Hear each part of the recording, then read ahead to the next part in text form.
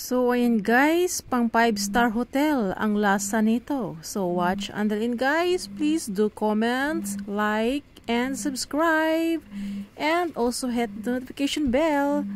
Hello guys, welcome back to our channel. And today's vlog guys, magluto po tayo ng mushroom. King oyster mushroom guys. Then, nakabili ako ng 50% off na Australia product beef. So this is a very simple but of course delicious recipe. So watch until end guys kung paano natin ito lutuin in a very simple and of course delicious. At gagamitan natin siya ng sprout. Sprout pa bang tawag nito? See, look. This one is ano ba to? Dice. Ayan siya guys. Oh, hindi siya maliliit na hindi siya mung beans. Hindi siya yung malalaki na beans. Dice. Dice nga bang tawag ito guys? Correct me if I'm wrong. Masarap to. Ayan.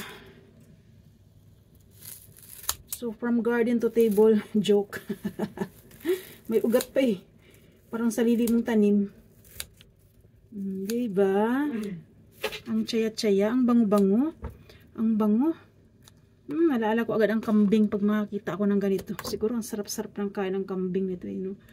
So, ayan guys. Ang bango niya. I-try ko itong patubuin. I hope na sana tumubo pa. Lagyan ng water. Tapos, i-set aside. Yan, lagyan siya ng water. Tapos, i-set aside. Baka nga sakaling matumubo yan. Kasi may nakita ako nagpatubo ng ganyan eh. So, ayan guys. Ayan na siya. Parang alternative sa alugbati or malunggay. So, pwede na yan.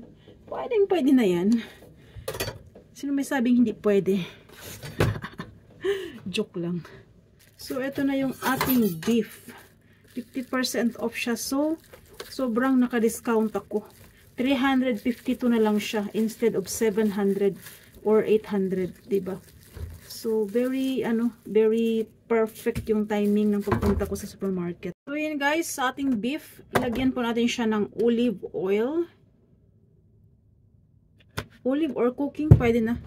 Then, oyster sauce. Ayun, ang dami. Perfect yan. Hindi mo na kailangang lagyan ng kung ano-ano pang mga seasoning yan. Butter and oyster sauce lang yung magbibigay ng lasa. Then, rice wine or sake. Sake which is used for cooking. So, ayan. Then, i-marinate mo siya ng a little bit of time. Para mas malasa, mas masarap, mas malinamnam. Dito mo lang yan, malalasahan sa kitchen ni Manang. So, ayan.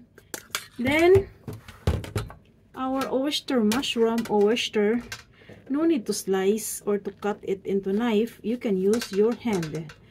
This way is the better. Why? Because, bawat, ano ba to? Kasi pag hiwain mo siya, plain siya eh. Unlike kung ganito mo siyang gagawin is, mayroon siyang, ano ba to? Pores. Open yung kanyang pores. So that the taste of our magic, sorry, the taste of our seasoning will deeply get in both, ano ba to? In every one of this. Naintindihan ba? Okay.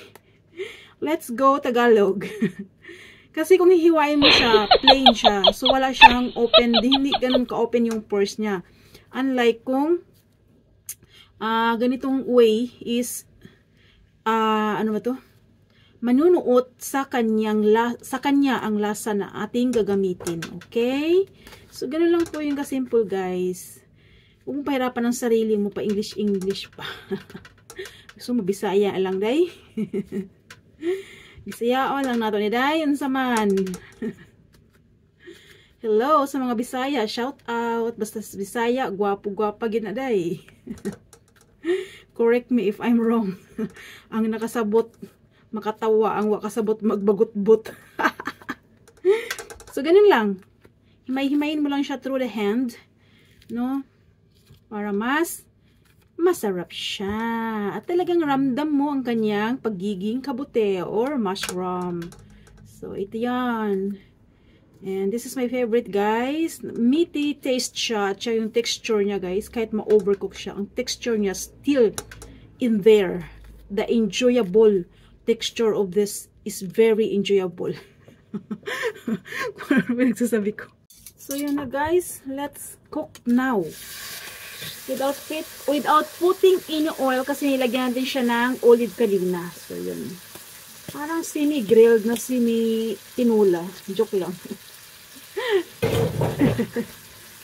First is let's cook the beef, and after the beef was cooked, wow, let's follow the everything. This process is a very good way, guys. You can enjoy both the taste of magic. So watch until in, guys, kung paano lutuin ito, no? So ito, lutuin natin siya hanggat sa maluto. Then, continue the next process. Then, keep watching, okay? So, yun na, guys. After 20 minutes, lumabas na yung kanyang mantika. And, lagyan natin siya ng black pepper and salt.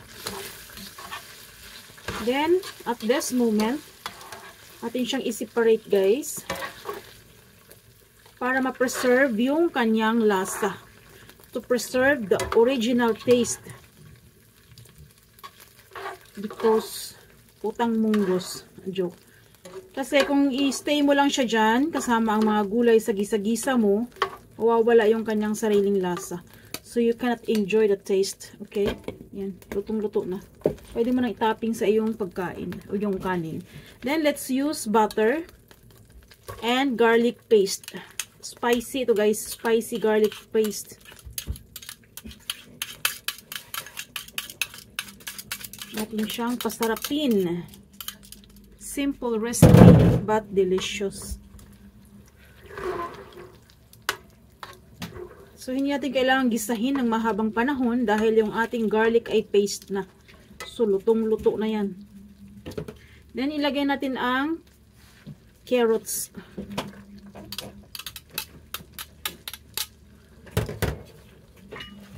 Then, let's put the mushroom.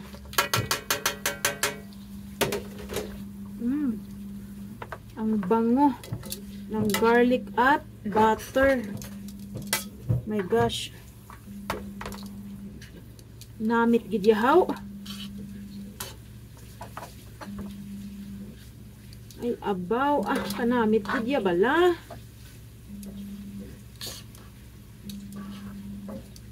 Ayan.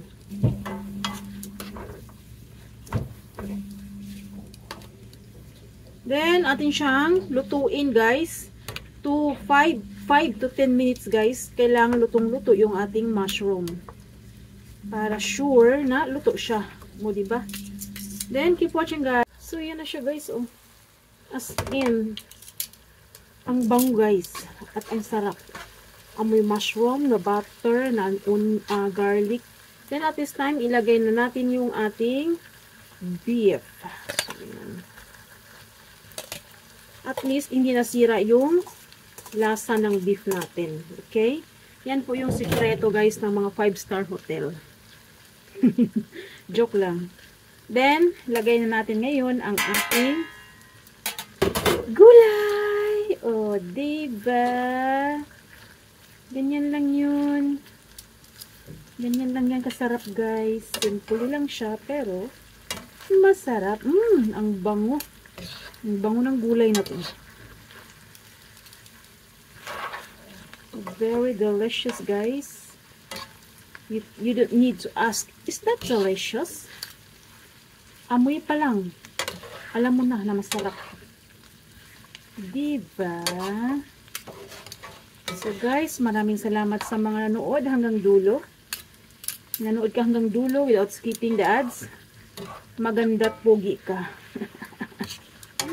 So, yan lang, guys. At ito ay ready to serve na po. Thanks for watching guys. Until here, bye-bye. Luto na po. Okay, bye.